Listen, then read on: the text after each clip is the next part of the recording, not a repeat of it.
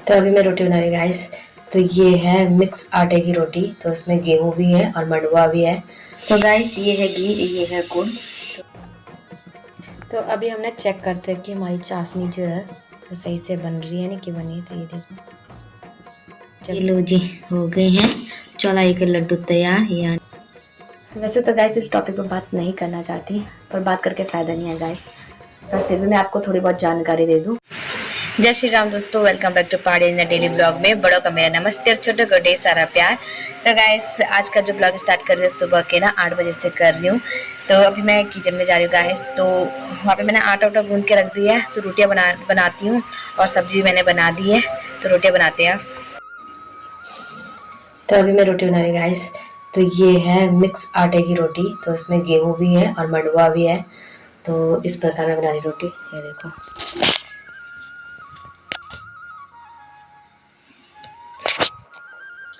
उसके बाद गाइस और भी काम है करने को, तो और भी काम करते हैं गाइस। तो ये है आलू मेथी की सब्जी, तो उसमें मेथी। तो ना कल से ना पवन के स्कूल की छुट्टियां भी पड़ चुकी है, तो उसका स्कूल खुलेगा तो जनवरी में 15 तारीख को। तो हमारे यहाँ यानी मेरे मायके में हो रही है हीत बिंसर देवता की जात और पांडव नृत्य। तो कुछ दिनों के बाद मैं भी अपने मायके में चली जाऊंगी जात देखने के लिए। तो अभी ना गाइस मैंने नाश्ता बना लिया है, तो थोड़ा बहुत छूटा हुआ काम है उसको निपटा लेते हैं, फिर आपको मिलती हूँ। आ जाओ फिर।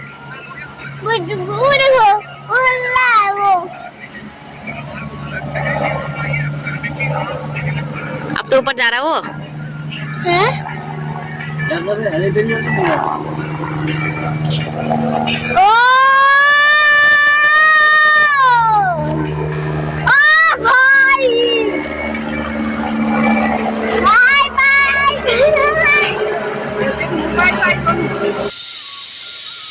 तो नाश्ता हमारा हो चुका है और घर के छोटे मोटे काम हो चुके हैं।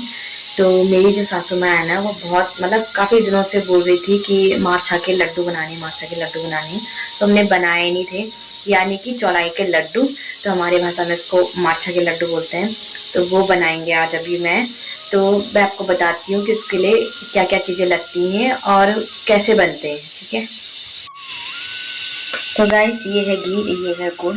तो इन दोनों को हम मिक्स करेंगे और उसके बाद थोड़ा इसको पकाएंगे, फिर हम इसको डालेंगे। तो ये इसको बोलते हैं मार्छा। तो हमारे यहाँ इसको मार्छा बोलते हैं, वैसे आप चौलाई भी बोल सकते हैं इसको। तो ये थोड़ा उनको भून के बनाना पड़ता है ना, इसको भुनना पड़ता है, फिर ये ऐसे खिल जाते हैं। देखो खिले हुए हैं। तो हमने इनको ना 2-3 दिन पहले ही भुना था। तो ऐसे हमने रखा था, सोच रहे थे कि बनाएंगे पर बनाया नहीं है। तो आज मैं इनको बनाऊंगी। तो सबसे पहले इसमें डालेंगे हम घी। तो घी को थोड़ा गर्म होने देते हैं, फिर इसके ऊपर से हम डालेंगे गुड़। तो घी गर्म हो चुका है, तो आप डालेंगे इसमें गुड़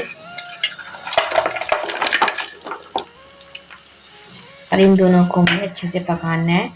तब तक पकाना है जब तक चाशनी तार से नहीं बन जाती ना, तब तक इसको पकाना है। और इसमें ना थोड़ा सा 2 चम्मच हमने पानी भी डालना है। तो उसमें 2 चम्मच पानी मैंने डाल दिए।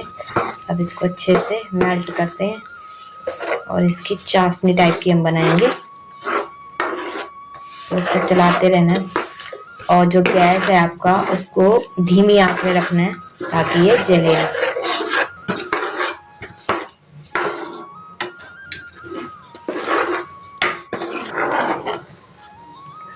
तो देखो गैस में झाग आना शुरू हो चुका है, मतलब कि हमारा जो चाशनी है वो पक रहा है अच्छे से।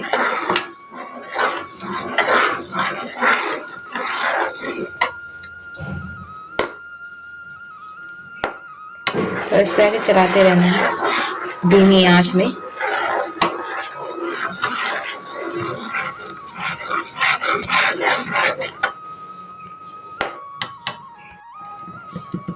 तो अभी हमने चेक करते हैं कि हमारी चाशनी जो है वो सही से बन रही है नहीं कि बनी। तो ये देखो, जब ऐसे तार आने लगे ना तो समझ जाना कि हमारी चाशनी तैयार हो रही है गाइस। ये देखो तो तार बनना शुरू हो चुका है। तो गाइस चाशनी पक चुकी है। अब तब मैं इसमें डाल देती हूँ, क्योंकि इसको ना गरम ही गरम डालना पड़ता है। तो डाल देती हूँ अभी। तो ये लो जी, हो गए हैं चौलाई के लड्डू तैयार, यानी मार्चा के लड्डू। ये देखो इस तरह से बने हैं। तो खाने में भी आई होप कि स्वादिष्ट हो।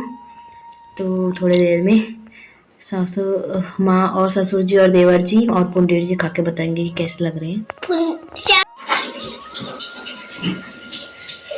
कैसा है बना?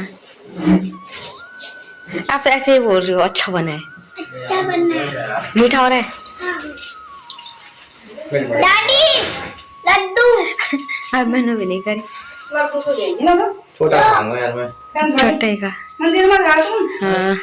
मैं लड्डू बना बनी। लो। पूरा मैं वो लड्डू। थोड़ा बजाई जो मेरे को। लड्डू। है? ठीक है। पूरा वाला माले। ये कैसे? इन्हीं बात लड्डू बना। ये कैसे? 10 रुपया 5 रुपया नहीं दूं। खा को कैसा लग रहा है? और किरिया था बहुत किरिया था। हम डिस्काउंट में नहीं जा रहे हमें डिस्काउंट में नहीं जा रहे। लड्डू बन चुके हैं। तो मार्चा यानी चौलाई के लड्डू बन चुके हैं, आप देख सकते हो। तो कुछ बना के उन्होंने खा भी दिए।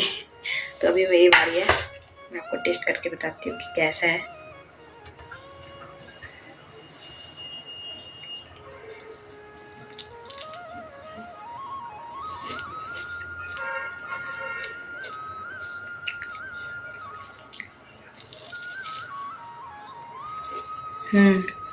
काफ़ी अच्छा बनेगा ये।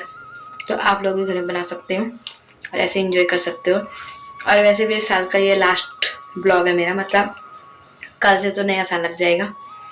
तो एडवांस में आप सभी को हैप्पी न्यू ईयर गाइस। वैसे तो गाइस इस टॉपिक पर बात नहीं करना चाहती, पर बात करके फ़ायदा नहीं है गाइस। पर फिर भी मैं आपको थोड़ी बहुत जानकारी दे दूँ। तो आप सभी को पता है कि अंकिता हत्याकांड में क्या हुआ है। 3 अपराधी पकड़े गए थे, उनको उम्र कैद की सज़ा सुना दी गई। उम्र कैद की सज़ा सुना के क्या करेंगे हम, आप ही बताओ गाइस। वो तो आराम से जेल में हैं, खा रहे हैं, पी रहे हैं, सो रहे हैं मस्त होके। उनको कोई फ़र्क नहीं पड़ रहा वहाँ पे।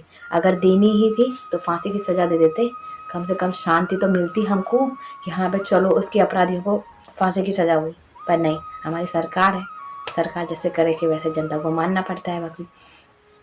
तो अब 3 साल के बाद उसमें एक ऑडियो क्लिप वायरल हो रही है गाइस। वो भी किसी महिला ने ये ऑडियो क्लिप चलाई है, जो कि उन्हीं की तरफ की है, भाजपा की। तो उसने ये ऑडियो चला रखी है। तो उसमें किसी गट्टू पट्टू का नाम आ रहा है। तो पूरा अभी मामला भी मुझे पता नहीं है गाइस, तो मैंने देखा है मैं आप सबको बता रही हूँ। तो उसमें एक गट्टू पट्टू की वायरल हो रही है वायरल, जिसमें वो बोल रहा है कि अंकिता को कुछ सर्विस देने की बात कर रहे थे। तो उसने उस सर्विस के लिए मना कर दिया था, बिल्कुल भी ना बोला था। तो जिसके कारण उन सब ने उसको मारा था, यानी उसकी हत्या कर दी थी। और जिस कमरे में ये कांड हुआ था गाइस, उसमें दूसरे दिन सरकार ने बुलडोजर चला दिया था, ताकि उसमें थोड़े बहुत जो सबूत होंगे या सबूत हम कर सकते थे इकट्ठे, तो वो सब उन्होंने मिटा दिए। तो अभी सबूत तो मिले नहीं है। और बस उस ऑडियो क्लिप बहुत वायरल हो रही है, जिससे कि जनता पे ना बहुत आक्रोश हो गया और जनता जागरूक हो गई है फिर से अंकिता के लिए न्याय मांगने के लिए। तो ऋषिकेश में परसों ही आंदोलन चला था अंकिता के लिए। तो उसमें क्या किया, पुलिस वालों ने उन पे लाठीचार्ज कर दी। मतलब क्या क्या कर रही है जनता, हक ही तो मांग रही है, एक वो न्याय तो मांग रही है उस बच्ची के लिए। कुछ गलत काम तो कर नहीं रही थी जनता, उस पर भी पुलिस वालों ने लाठीचार्ज कर दी। और लाठीचार्ज जब आप करोगे तो जनता पागल तो है नहीं बैठी हुई कि आप लाठीचार्ज करो तो जनता बस खड़ी होके बोले कि हाँ मारने आ जाओ। तो जनता अपना तो करेगी ना, बचाव तो करेगी। तो उन्होंने पत्थरबाजी शुरू कर दी और मेरे तरफ से तो सही किया, एकदम सही किया। तो मैं बस इतना बोलना चाहती हूँ कि अभी तक कुछ ऐसा सबूत सामने तो आया नहीं है, क्योंकि देखो बात उसकी नहीं है, अंकिता भंडारी की नहीं है ये बात पूरी उत्तराखंड के लिए है कि कितनी शर्मनाक बात है। मतलब हमारे उत्तराखंड में ऐसी चीज़ें हो रही हैं, हमको मतलब दिल ऐसा कर रहा है ना कि क्या ही बोले। और ये सब सरकार हमारी इतनी अच्छी सरकार है हमारी कि क्या ही बोले, बहुत जल्दी एक्शन ले लेती है हर चीज़ में, हर चीज़ में। जब ये ऑडियो क्लिप वायरल हो रही तो इनको एक्शन लेना चाहिए था। और हमारी सरकार तो ऐसी है भाजपा की, क्या ही बोले। और अभी अब नया साल आने वाला है गाइस, आज 31 तारीख हो गई है, इस साल की लास्ट तारीख, और कल हो जाएंगी 1 तारीख। तो कल अच्छे से, आज ही रात को सब अच्छे धूमधाम से नया साल मनाएंगे। क्या करना नया साल मना के हमने, ये बताओ।